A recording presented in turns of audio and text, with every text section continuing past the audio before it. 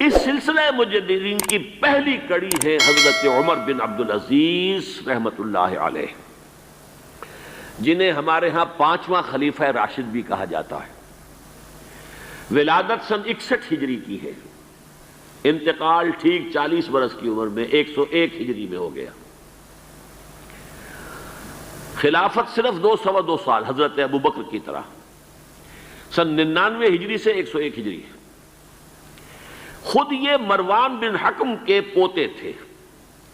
بنو امیہ کے جو خلفاء ہیں ان کی 2 شاخیں ہیں، امیہ کے 2 بیٹوں سے جو شاخیں چلی ہیں، ایک حرب سے چلی ہے، اس میں ابو سفیان تھے لیکن وہ خلیفہ نہیں تھے، لیکن امیر معاویہ، پھر یزید کا بیٹا تھا معاویہ ثانی۔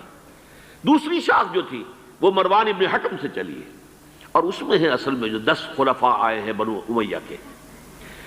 یہ مروان بن حکم کے پوتے تھے، لیکن ان کی والدہ حضرت عمر کی پوتی تھی۔ یہ جو امتزاج ہوا ہے، یہ جو حضرت عمر فاروق رضی اللہ تعالیٰ عنہ کا خون ان کی رگوں میں پہنچا ہے، اور وہ بڑا مشہور واقعہ ہے، دلچسپ واقعہ ہے کہ حضرت عمر ایک روز اپنی رات کی گشت پر تھے، جو آپ خبر گیری کے لیے رات کو سفر کرتے تھے شہر کے اندر، تو آپ نے دیکھا small hours of the morning, صبح کا فجر سے کچھ وقت پہلے کا وقت ہوگا، ایک گھر میں سے آواز آ رہی ہے ماں بیٹی کی گفتگو کی۔ ماں نے کہا بیٹی بکریوں کا دودھ نکال لیا، دہو لیا؟ کہ ہاں امی۔ اچھا اس میں کچھ پانی ملا دو۔ انہوں نے کہا امی آپ نے سنا نہیں، خلیفہ نے منادی کرائی تھی کہ دودھ میں پانی ملانا غلط ہے، ہرگز کوئی پانی نہ ملایا جائے۔ ماں نے کہا تو بیٹی خلیفہ یہاں کوئی موجود ہے، کوئی دیکھ رہا ہے، پانی ملا دو۔ بیٹے نے کہا کہ امی خلیفہ نہیں ہے، اللہ تو موجود ہے، اللہ تو دیکھ رہا ہے۔ حضرت عمر نے وہ بات سن لی، اس گھر کو آپ نے تاک لیا اور جا کے اپنے بیٹے عاصم سے کہا کہ وہاں رشتہ کر لو۔ وہ ہے لڑکی پھر جس کے نسل سے یہ حضرت عمر بن عبدالعزیز یہ پیدا ہوئی۔ تو یہ در حقیقت پوتی ہے حضرت عمر فاروق کی، ان کی والدہ ام عاصم، اور یہ خود پوتے تھے مروان بن حکم کے۔ حضرت عمر بن عبدالعزیز نے کیا کیا؟ دیکھیے ان کا تجدیدی کارنامہ صرف 3 نکات پر مشتمل ہے، یہ میں بتا چکا ہوں آپ کو۔ ابھی نہ عقائد میں کوئی کجی آئی تھی، نہ اعمال میں کوئی خرابی آئی تھی، عوام کے حکومت کے نظام میں تبدیلی ہوئی تھی، اب موروثی ہو گئی تھی اور تحکمانہ ہو گئی تھی۔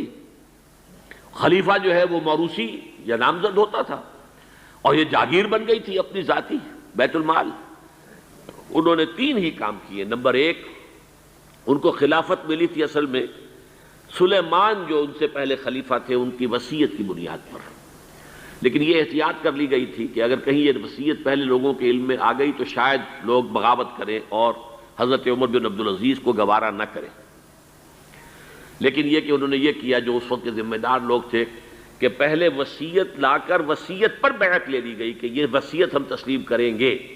ابھی سلیمان کے انتقال کی خبر بھی نہیں دی گئی، اسے بھی چھپا کر رکھا ہوا تھا۔ اس کے بعد وصیت کھولی گئی اور حضرت عمر بن عبدالعزیز، اور اعلان کیا گیا کہ سلیمان کا انتقال ہو گیا، تب لوگوں نے بیعت کر لی، کیونکہ بیعت تو کر چکے تھے، وصیت کی بیعت کر چکے تھے۔ اس وصیت میں سے عمر بن عبدالعزیز برآمد ہو گئے تو وہ بیعت خود بخود ہو گئی۔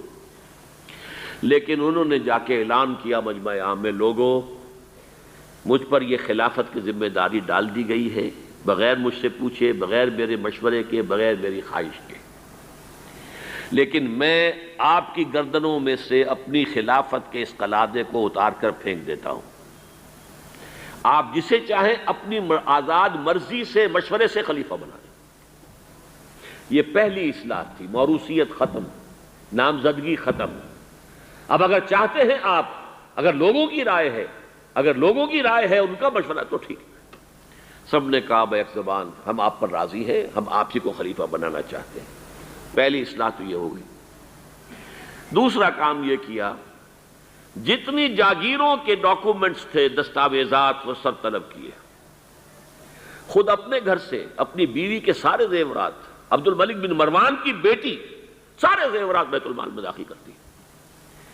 اپنی جاگیر سب سے پہلے اپنی جاگیر کو ختم کیا۔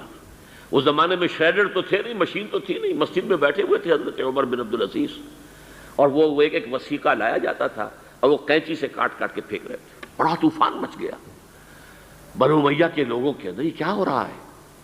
ایک وفد بھی آیا کہ دیکھیے آپ اپنے سے پہلے لوگ جو کچھ انہوں نے کیا تھا، آپ اب جو چاہیں آپ کریں، لیکن پہلے جن لوگوں نے جو کچھ کیا ہے اس کی نفی تو نہ کیجیے۔ حضرت عمر بن عبدالعزیز پوچھتے ہیں دیکھو اگر تمہارے پاس ایک فرمان ہو امیر معاویہ کا اور ایک ہو ان کے بعد کسی چوتھے پانچویں پشت کے اندر آنے والے کا، تو کس کے فرمان کو زیادہ اہمیت ہوگی؟ سب نے کہا امیر معاویہ کے فرمان کی زیادہ اہمیت ہوگی۔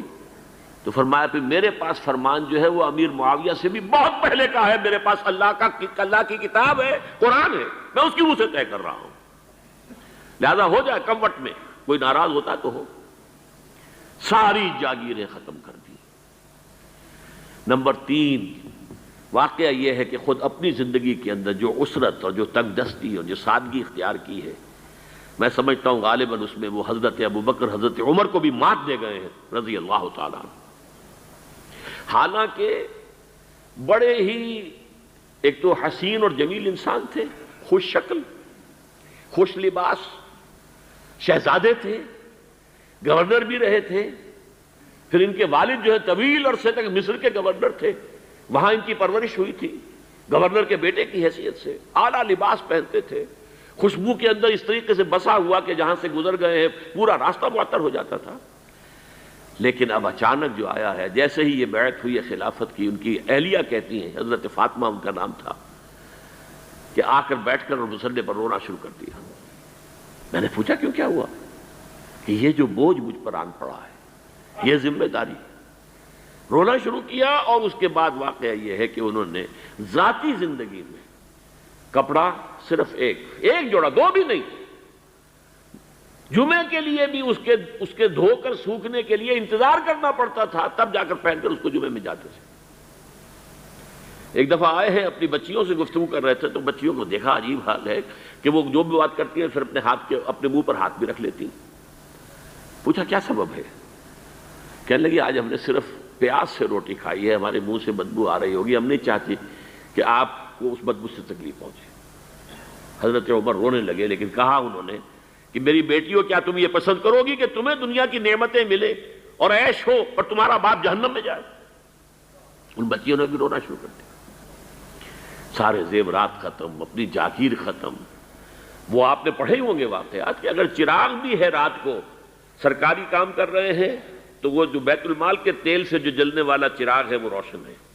خادم نے آ کر کو گھریلو بات کرنی چاہیے تو کہا پہلے چراغ گل کر دو پھر بات کرو۔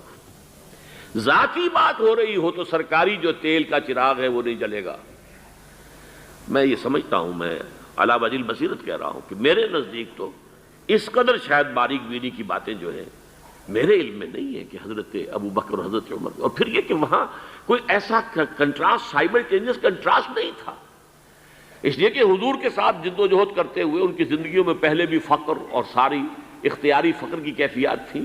یہاں تو اچانک ہوا ہے کہ اس سے پہلے ایک بہت خوش باش، خوش لباس، خوش شکل، بہت ہی ہر طرح کے ناز و نعم کے اندر پلا ہوا انسان، شہزادہ، اچانک بوجھ آیا ہے تو زندگی کے اندر انقلاب آ گیا۔